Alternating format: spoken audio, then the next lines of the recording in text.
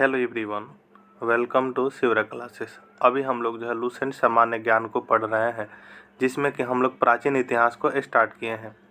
प्राचीन इतिहास में हम लोग जो है फर्स्ट चैप्टर प्राचीन इतिहास के स्रोत को कंप्लीट कर चुके हैं। आज के इस वीडियो में नेक्स्ट चैप्टर हम लोग प्रागैतिहासिक काल को देखने वाले हैं। किसको? तो प्रागैतिहासिक काल सेकंड चैप्टर को देखने वाले हैं। तो चलिए हम लोग शुरू करते हैं। अगर आपको वीडियो पसंद आता है तो चैनल को सब्सक्राइब जरूर कर लीजिएगा। हम लोग इस चैनल पर पूरे लुसेंट सामान्य ज्ञान के सभी सब्जेक्ट को चैप्टर वाइज कंप्लीट करेंगे, नॉट मास्टर वीडियो। ठीक है, तो चलिए हम लोग शुरू करते हैं सेकंड चैप्टर प्रागैतिहासिक काल। इतिहास का विभाजन प्रागैतिहासिक या प्राक इतिहास। इतिहास का विभाजन जो है प्रागैतिहास या प्राक इतिहास यानी प्री हिस्ट्री या प्रो हिस्ट्री तीन भागों में किया गया। ठीक है, जिस काल में जो है मनुष्य ने घटनाओं का कोई लिखित विवरण उद्धृत नहीं किया उसे जो प्रागैतिहासिक काल कहते हैं। प्रागैतिहासिक काल जो किसे कहा जाता है? तो मनुष्य ने जो है कोई भी घटना का जो लिखित में विवरण उद्धृत नहीं किया उसे क्या कहा जाता है? तो प्रागैतिहासिक काल कहा जाता है। वहीं है नेक्स्ट आगैतिहासिक काल। तो प्रोटो हिस्ट्री किसे कहा जाता है? यानी आगैतिहासिक काल को। तो उस काल को कहते हैं जिस काल में जो लेखन कला प्रचलन के बाद उपलब्ध लेख पढ़े नहीं जा सके। आगैतिहासिक काल जो किसे कहा जाता है? उस काल को कहते हैं जिस काल में जो लेखन कला के प्रचलन के बाद भी उपलब्ध लेख पढ़े नहीं जा सकते हैं। ठीक है, लेखन कला जो प्रचलन होने के बाद भी जो है लिखा वो पढ़ा नहीं जा सकता, तो उसे क्या? तो आगैतिहासिक काल कहा जाता था। ठीक है, नेक्स्ट है कि मानव के विकास उस काल को इतिहास कहा जाता है जिसका विवरण लिखित रूप में उपलब्ध हो। ज्ञानी मानव ने होमो सेपियंस का प्रवेश जो है इस धरती पर आज से लगभग 30 या 40 हजार वर्ष पूर्व हुआ। ज्ञानी मानव यानी होमो सेपियंस का प्रवेश जो इस धरती पर कब हुआ था? आज से लगभग 30 या 40 हजार वर्ष पूर्व हुआ। पूर्व पाषाण युग या पूरा पाषाण काल को मानव का जीविका का मुख्य आधार शिकार था। पूर्व पाषाण युग या पूरा पाषाण काल में जो है मानव की जीविका का जो मुख्य आधार क्या था? तो शिकार था। अगर पूछे कि पूर्व पाषाण युग या पूरा पाषाण काल में जो है मानव की जीविका का जो है मुख्य आधार क्या था? तो शिकार था। ये बार बार क्वेश्चन पूछे भी जाते हैं, तो आप लोग याद रखिएगा। शिकार जो है पूरा पाषाण काल में आदि मानव का मनोरंजन के भी साधन थे। जीविका का भी साधन था और मनोरंजन का भी साधन क्या? तो शिकार करना ही था पूरा पाषाण काल में। ठीक है, नेक्स्ट है कि आग का आविष्कार जो कब हुआ? तो आग का आविष्कार जो है पूरा पाषाण काल में हुआ। आग का आविष्कार कब हुआ? तो पूरा पाषाण काल में हुआ। पहिए का आविष्कार कब हुआ? तो नव पाषाण काल में हुआ। अगर आपसे पूछा जाए कि आग का आविष्कार जो कब हुआ, कौन से काल में हुआ, तो आग का आविष्कार आप लोग याद रखिएगा पूरा पाषाण काल में हुआ। एवं पहिए का आविष्कार कब हुआ? तो नव पाषाण काल में। कब? तो नव पाषाण काल में। ठीक है, इंपॉर्टेंट पॉइंट्स को हम बताते चल रहे हैं। नेक्स्ट है कि मनुष्य में अस्थायी निवास की प्रवृत्ति नव पाषाण काल में हुई। मनुष्य जो है अस्थायी कहीं पर रहने लगा, उसकी प्रवृत्ति कब हुई? तो नव पाषाण काल में हुई। तथा उसने सबसे पहले पालतू किसको बनाया? सबसे पहले जो कुत्ता को पालतू बनाया। मनुष्य के जो है अस्थायी निवास की प्रवृत्ति कब विकसित हुई? तो नव पाषाण काल में हुई। तथा उसने सबसे पहले जो है किसी को पालतू बनाया, तो किसको? तो कुत्ता को बनाया। मनुष्य ने जो सर्वप्रथम तांबा धातु का प्रयोग किया तथा उसके द्वारा बनाया जाने वाला प्रथम औजार क्या था? तो कुल्हाड़ी था। मनुष्य जो है सर्वप्रथम कौन से धातु का प्रयोग किया था? तो तांबा का किया, और उसके द्वारा जो है बनाए जाने वाला प्रथम औजार कौन सा था? तो कुल्हाड़ी था। ठीक है, यह कहाँ से प्राप्त हुआ? तो अति रकम से मिला है। ठीक है, नेक्स्ट है कि कृषि का आविष्कार जो है कौन से काल में? कृषि का आविष्कार जो है नव पाषाण काल में हुआ। कृषि का आविष्कार कब? तो कृषि का आविष्कार जो कब हुआ? तो नव पाषाण काल में हुआ। प्रागैतिहासिक अन्न उत्पादक स्थल में मेहरगढ़ पश्चिमी बलूचिस्तान में अवस्थित है। प्रागैतिहासिक अन्न उत्पादक स्थल जो है वह कहाँ? तो मेहरगढ़ पश्चिमी बलूचिस्तान में अवस्थित है। कृषि के लिए अपनाई गई सबसे प्राचीन फसल क्या थी? तो गेहूँ थी। कृषि के लिए अपनाई गई सबसे प्राचीन फसल क्या थी? तो गेहूँ थी। पहली फसल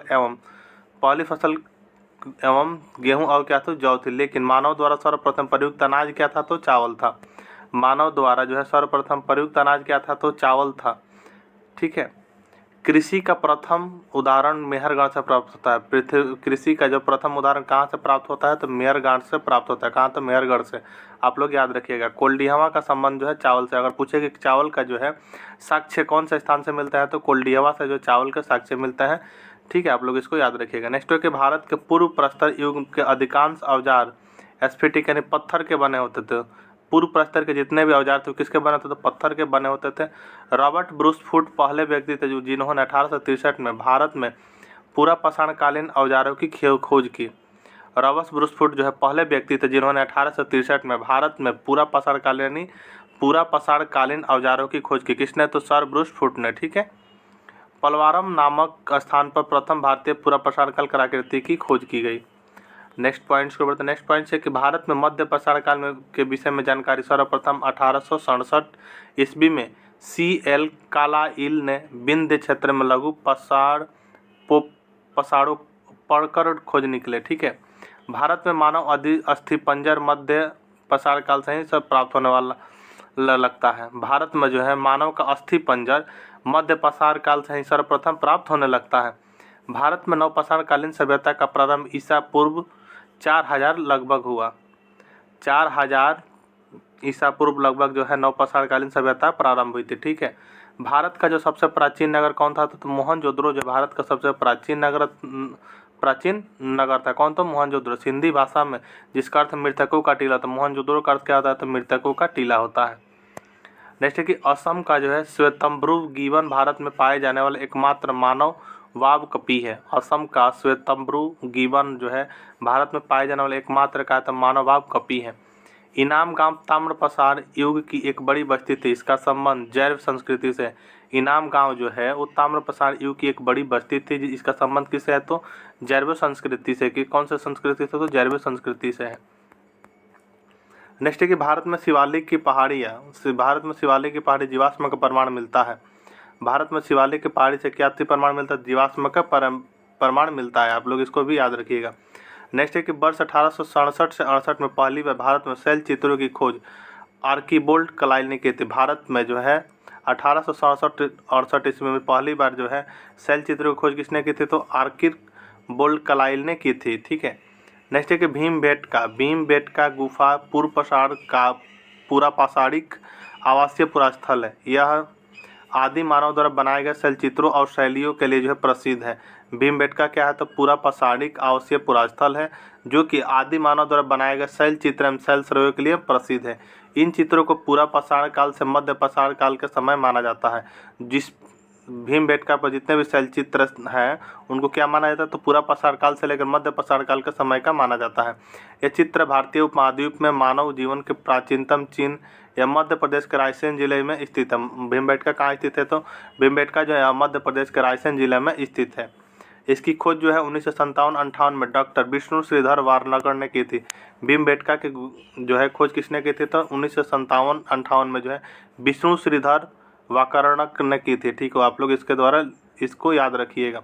भीमबेटका क्षेत्र को भारतीय पुरातत्व सर्वेक्षण भोपाल मंडल ने अगस्त 1990 में राष्ट्रीय महत्व का स्थल घोषित किया। इसे जो है नेशनल हेरिटेज कब घोषित किया गया? तो 1990 में जो है राष्ट्रीय महत्व का स्थल घोषित किया गया। इसके बाद जुलाई 2003 में यूनेस्को ने इसे विश्व धरोहर स्थल घोषित किया। भीमबेटका को जो है विश्व धरोहर स्थल कब घोषित किया गया? तो 2003 में किया गया है, जुलाई 2023 में। आप लोग इसको भी याद रखिएगा, क्वेश्चन पूछे जाते हैं। नेक्स्ट है कि भारत में मनुष्य से संबंधित सबसे पहला प्रमाण नर्मदा घाटी में मिलता है। भारत में जो है मनुष्य से संबंधित सबसे पहला प्रमाण कहाँ मिलता है? तो नर्मदा घाटी में मिलता है। नोट में कि भारतीय नागरिक सेवा के अधिकारी रिजिले प्रथम व्यक्ति थे जिन्होंने प्रथम बार वैज्ञानिक के आधार पर भारत की जनसंख्या का प्रजातीय विविधीकरण किया था। ठीक है। ये था आपके प्रागैतिहासिक काल से कुछ पॉइंट। अगर आपको वीडियो पसंद आया हो तो चैनल को सब्सक्राइब जरूर कर लीजिएगा। हम लोग मिलते हैं नेक्स्ट चैप्टर में सिंधु घाटी सभ्यता के साथ। तब तक के लिए जय हिंद।